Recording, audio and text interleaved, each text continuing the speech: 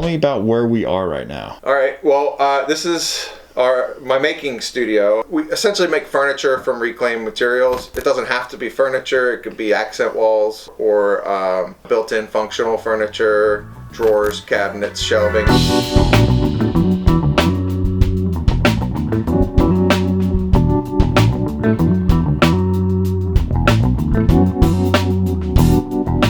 I prefer and love to build in the shop here, and if it is a built-in, do a final install on site. I spent half of my time collecting materials from all over Maryland, D.C., Virginia, about an hour, 2-hour drive. I spend a lot of time, if not more than half of my time, trying to find or collect materials. Some materials come free in dollars, but not free in labor. Some of the materials, cost money. But all of it is in an effort to collect, reuse, prevent materials from being burned or put into the landfill that took a lot of energy, like the old sawn wood. One, you can't get that sawn wood anymore because they don't have that type of mills, so the only way to get it is to go and find it old. And so that's what, I spend half my time doing, is messing with things I found, trying to clean them up, store them correctly, and turn them into furniture. I disassemble barns, houses, even unique items found on the side of the road. I always have a truck full of tools, saws, ready to go. Sometimes you get some of your coolest materials just kind of being ready. That kind of leads me into, what my logo is. The logo is a puzzle piece. All these things that I find, I end up keeping. I try to not keep for any longer than 2 years. 2 years means it's just not a candidate for me. You can't just keep mounding things up. Then you kind of lose your mind. What materials do I have or don't I have? When I get a project or I have a problem I need to solve in a project, I look through my materials, and oftentimes there's pieces that are just about the perfect cut and thickness. I don't have to go and buy my wood. I don't buy any materials. I usually try not to even buy nuts and bolts. That's why, what you see behind me, anything I take apart, I keep the nails, I keep the screws. One of the most painstaking jobs I have is taking buckets of screws and nails and actually sorting them out, so when I am ready for a project, I know I have this many nails and I could, put it together with old rusted nails and whatnot. Out of college, I found a position with a fine art reproduction shop, and so I've been fortunate enough to pretty much always love my work. When I worked there, I worked with artists, photographers, museums, and galleries. We would reproduce even George Washington's original collection of paintings. They would display the print as opposed to the original. It inspired me a lot to want to be me, not be a contract horse, not be creating one thing only. I've always collected materials, and early on I had no idea even what kind of tools to use to build, so I just started trying to make things with these materials. With a little bit of time, I've developed a network of people that I turn to either help me physically or to help me, with concepts and planning and designing. Working with all of these people, whenever I have a project, I'm able to kind of get them on a conference call, say, here's what my client wants, here's what I'm able to do. I know what these people are able to do as well. I know that they're able to bring something to the table that I can't.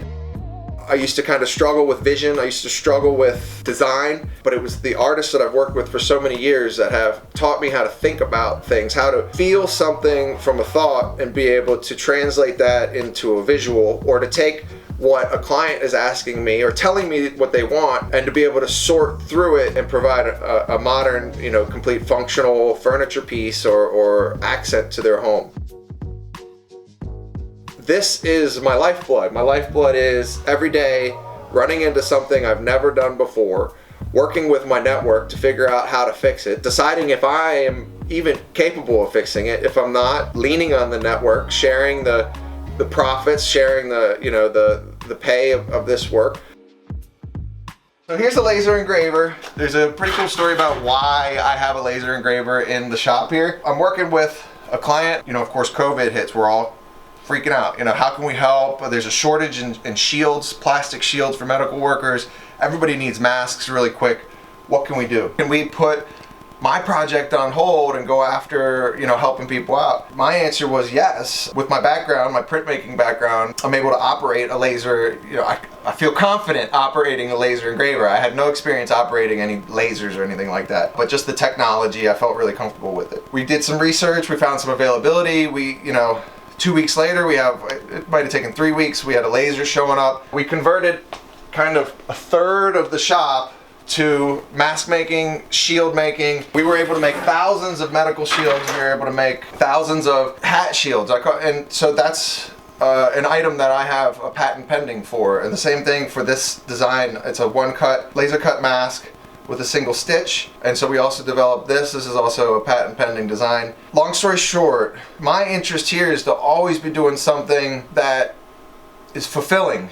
And at that moment in time, what was most fulfilling for myself and my client was to go after helping people. We sold more than $10,000 of masks. We sold, $3,000 or so of the shields. The shields were a little harder market, but the masks were something we were able to have right away. We were one of the first people to have masks, and everybody in my network, everybody on Facebook, they showed it. The proof was in the pudding. They bought enough masks to pay for the materials, the equipment, it almost covers that. And so that was what our mission was like, if we could just cover what it costs to get the stuff and help people, we'll be on top. Now this machine is a asset for the shop. I'm able to use it with a lot of, with woodworking and doing a lot of different custom work.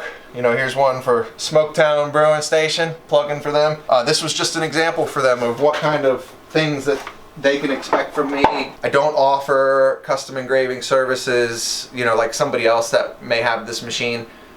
This one's strictly going to be used for creating one-off items for people. And I'm okay with it. Create different signage on, again, reclaimed materials. And so this one's a really cool just example of what could be done. You do a very, very large laser engraving, paint it, fill it with resin. It could be customized for almost any company. I'm always ready to evolve, stay with technology, and allow it to influence what we make here at McMaker Studios. There's not one thing I make here that you're going to find another of. Everything's one-off. No two items, even if it becomes a production piece of McMaker Studios, will be the same because they are with one-of-a-kind materials.